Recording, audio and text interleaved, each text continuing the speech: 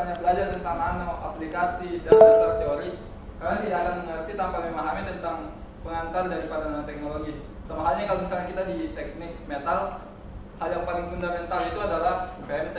Nah, di situ kita belajar segala hal tentang material. Nah, sama halnya di sini, saya akan mencoba mendeliver suatu pengantar tentang nanoteknologi. Namun sebelum saya lanjut, tadi ada titipan dari Aga tentang sejarah dari Nanoclub ini sendiri.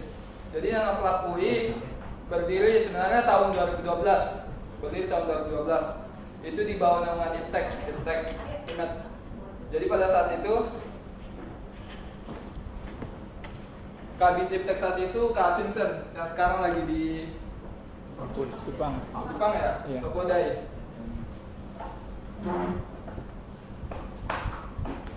Ini kabitnya dan wakilnya itu Kabit dan Wakabit IPTEK. Mereka menginisiasi dua organisasi, namanya Nano dan KSP. KSP ini Klub Studi Polimer. Kalau Nano ya ini. Cuma KSP itu pada tahun 2013 dia mati suri, nggak ada yang lanjutin, sehingga nggak sustain sampai sekarang. Nano ini yang sustain sampai sekarang, dan harapannya sih bisa lebih maju lagi di tahun-tahun sebelumnya. Nano tahun 2012. Nah, kemudian tahun 2013 kita mencoba berekspansi lebih luar lagi ke tingkat teknik. Nah, kita mencoba mendaftarkan Nano sebagai KPD, Klub Pendataan Departemen. Selama tahun 2013 kita mengusul supaya Nano bisa jadi KPD. Keunggulannya kalau saya jadi KPD, kita bisa dapat anggaran dari dekanat, kita bisa pinjam ruangan dan sebagainya. Terus kita juga secara legal diakui di bawah naungan IKM FTWI. Sampai di awal 2014, dulu pas masa transisi menuju ke KPD, dulu ketuanya Kak Fido atau Mas Rudin, Metal 11. Ini ketuanya pada saat masa transisi. Kemudian pas dibentuk KPD pertama tahun 2014, alhamdulillah kemarin saya diamanain sebagai ketua di sini. Dan kemudian disusul Aga sebagai ketua kedua dari Nano. Ini mungkin sejarah singkat tentang Nano. Dan harapannya nggak cuma sampai di sini. Ada teori yang mengatakan bahwa sebuah organisasi itu bakal sustain kalau saya sudah lewat dari 2 kepengurusan. Ini teori dalam perusahaan ataupun kelembagaan.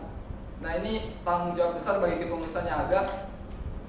Harapannya sih apa yang menjadi bahan evaluasi di kepengurusan gue dapat dimaksimalkan dan dibenahi. Nah, masuk ke materi. Ya, kesempatan ini saya akan membahas tentang pengantar dari nanoteknologi. Jadi mulai yang paling dasar sampai sifat-sifat ajaib yang mungkin ditimbulkan dari nano dan juga aplikasinya. Nah, mungkin pertanyaan saya sebelum lanjut, apa itu nano? Kira-kira ada yang tahu tidak nano itu apa? Apa? Apa nano nano? Atau nano? Atau nano nano? Waduh. Ya, nano itu apa? Nano itu sebenarnya ini. Apa bacanya? Nanos. Ya. Ini bacanya nanos, bahasa Yunani. Jadi nanos itu nanos berasal dari bahasa Yunani, itu adalah suatu ukuran 10 pangkat min 9. Jadi nanos itu berarti kerja atau kurcaci yang digunakan untuk satuan dimensi.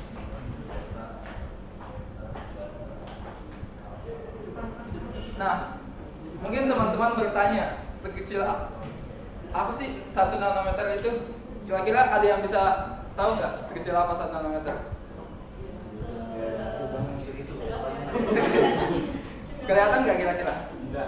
Enggak. Nah, kalau kita bisa asumsikan